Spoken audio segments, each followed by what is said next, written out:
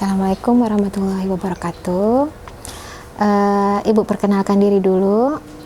Nama Ibu Dwi Oktavia Ningrum. Ibu di sini selaku Waka Kurikulum di SMA Negeri 7. Nah, untuk selamat datang ya adik-adik ya. Selamat bertemu menjadi siswa baru di SMA Negeri 7. Nah, Ibu kali ini akan memberikan tentang sosialisasi sedikit tentang kurikulum yang kita pakai di SMA Negeri 7. Nah, kurikulum yang dipakai di SMA Negeri 7 adalah kurikulum 2013. Mungkin adik-adik sudah mengenal kurikulum ini karena dari SMP adik-adik juga sudah menerapkan kurikulum ini. Nah, untuk anak kelas 10 yang baru masuk, di dalam kurikulum 2013 kita sudah tahun ketiga ini menggunakan e-rapot. Nah, adik-adik mungkin tahu kan kalau kurikulum 2013 itu sinergi, dalam arti di situ siswa yang harus proaktif dibandingkan guru. Guru hanya sebagai fasilitator, bukan sebagai pemberi semuanya materi. Nah, mungkin adik-adik nanti agak terkejut juga berbeda antara sistem yang kalian dapatkan waktu di SMP sama di SMA ini. Nah, sebelum Ibu lanjut, Ibu ingin jelaskan sedikit untuk pembelajaran kita. Ini kan karena COVID, karena kita masih COVID ya, otomatis nanti pembelajaran kita masih menggunakan pembelajaran daring. Nah, mungkin kalian yang dulu di kelas 9 belum pernah merasakan pembelajaran daring, mungkin nanti agak susah sedikit. Nanti tapi kita sama-sama, kita dari awal. Nah, sepintas lalu ini Bu jelaskan dulu untuk MAPEL. Ada 15 mata pelajaran saat nanti kalian menempuh di kelas 10. Itu terdiri dari ada 9 mata pelajaran wajib, 4 mata pelajaran peminatan, dan 2 mata pelajaran lintas minat. Nah, kemarin mungkin kalian sudah mengisi angket ya. Nah, di angket itu kan kalian memilih apakah masuk IPA ataukah masuk IPS. Tetapi kita bukan hanya berdasarkan angket, karena nanti kita melihat dari nilai rapotnya bagaimana, kemudian dari tes akademik. Nah, jadwal tes akademik kalian adalah hari Kamis. Jadi hari Kamis tanggal 16 Juli kalian akan melaksanakan tes akademik. Nah, itu merupakan salah satu juga acuan yang nanti akan menjadikan kalian dijuruskan IPA atau jurusan IPS. Nah, untuk jurusan IPA nanti kalian akan mengenal pelajaran di situ. Lintas minatnya adalah ada informatika, ada ekonomi, dan Jerman. Itu kenapa ada 3? Karena nanti ada 3 kelas. Kalau memang kita IPA-nya 5 ya, ini kita masih merekap. Nanti ekonominya untuk 2 kelas, Jermannya 2 kelas. Tetapi untuk informatika 4 kelasnya semuanya informatika. Nah, sedangkan untuk yang kelas IPS itu kita lintas minatnya adalah sastra Arab sama sastra Inggris. Itu untuk yang kelas 10. Nah, itu sepintas lalu ya untuk mata pelajaran yang akan kalian tempuh. Mungkin mata pelajaran yang lain itu kan udah pada tahu. Itu kan antara lain ada agama, bahasa Indonesia, bahasa Inggris, matematika, kemudian sejarah Indonesia, prakarya, kemudian penjaskes dan SBK. Nah, itu wajibnya. Nah, dulu kalian mungkin waktu IPS atau IPA waktu SMP-nya kan namanya IPS terpadu, IPA terpadu. Nah, tetapi di SMA ini tidak. Nilainya sudah sendiri-sendiri, di mana IPA di situ ada matematika peminatan, ada fisikanya, ada kimia, ada biologi.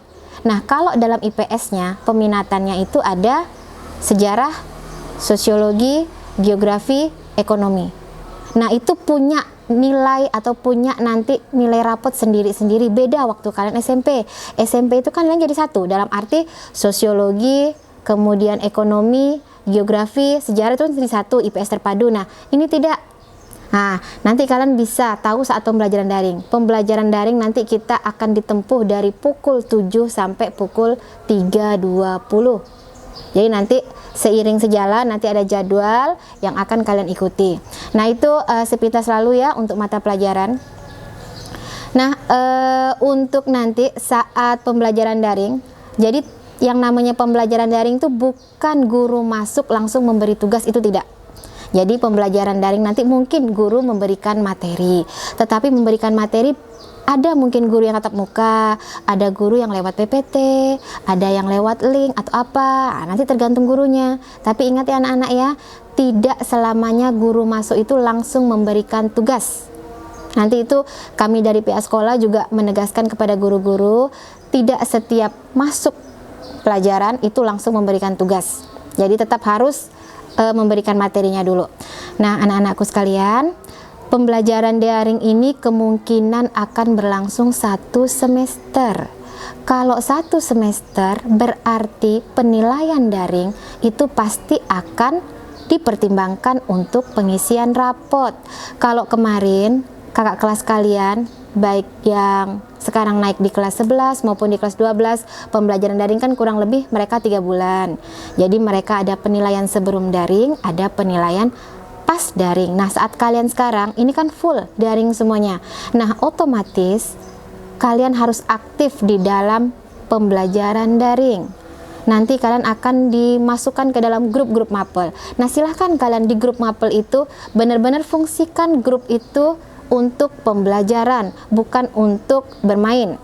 Informasi apapun itu semuanya ada di grup mapel. Nah, anak-anakku sekalian, penilaian di dalam kurikulum 2013 itu ada 3 aspeknya. Ada aspek sikap, ada aspek pengetahuan, ada aspek keterampilan. Nah, kalian tanya, Bu, sikap dapat dari mana, Bu? Kita kan tidak pernah ketemu. Nah, sikap itu mungkin pertama didapat dari apa? Pertama, cara kalian ngomong atau menuliskan chat di grup. Nah, itu pasti guru mata pelajaran akan memantau bagaimana cara kalian bertutur, bersikap di dalam dunia maya kalian.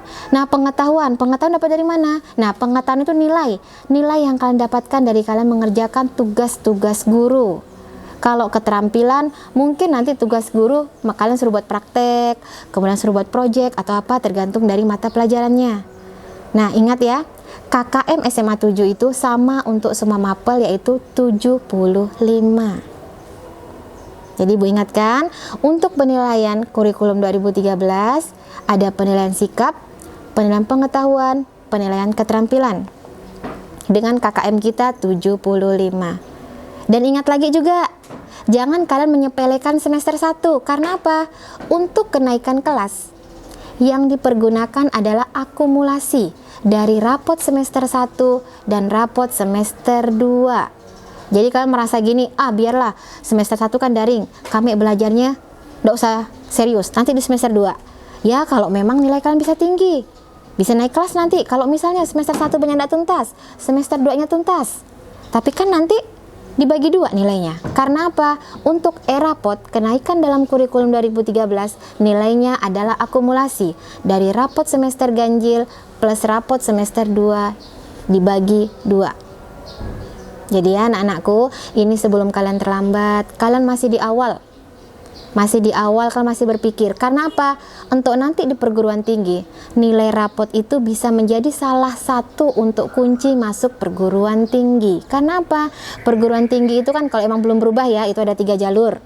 Ada jalur rapot, ada jalur tes, kemudian jalur ketiga adalah mandiri. Nah, yang memang kalian pintar, memang kalian bisa manfaatkan jalur rapot. Nah, ingat, rapot berarti apa? Nilai rapot kalian dari semester 1, semester 2, dan selanjutnya harus mengalami peningkatan. Jangan sampai tidak tuntas sebelum terlanjur. Nanti jangan nyesal kemudian. Karena apa? Kakak-kakak kelas kalian banyak yang menyesal. Semester 1 masih main-main. Nah, semester selanjutnya baru mereka belajar dengan benar. Apalagi sekarang, daring.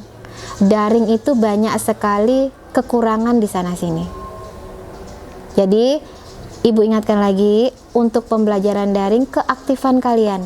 Kalau misalnya kalian ada masalah segala macam, silahkan konsultasikan ke wali kelas, silahkan konsultasikan ke BK. Nah, insya Allah kan tanggal 13, 14, 15 kalian MPLS nih. Tanggal 16 kalian tes akademik.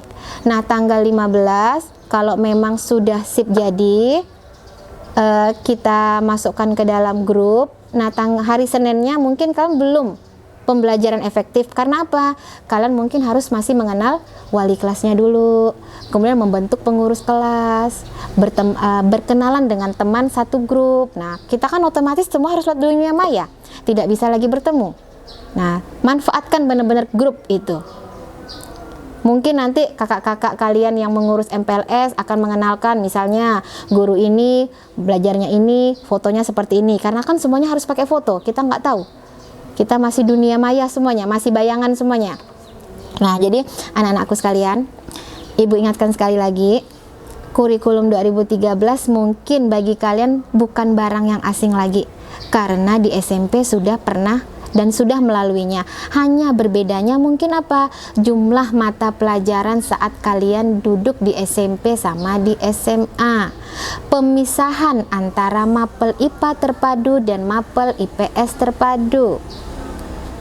Nah, jadi anak-anakku sekalian, Ibu rasa untuk pengenalan kurikulum 2013, Ibu sudah mengenalkan bagaimana cara belajarnya untuk daring, kemudian jumlah mata pelajaran kalian, kemudian nanti kalian mendapatkan apa untuk lintas minat sebagai gambaran ya, Ibu ulangi, untuk lintas minatnya sebagai gambaran untuk nanti kalau kalian memang dijuruskan di IPA, itu mata pelajarannya ada informatika, ada Arab, ada Jerman sama ekonomi. Kalau untuk di IPS nanti ada Arab sama sastra Inggris.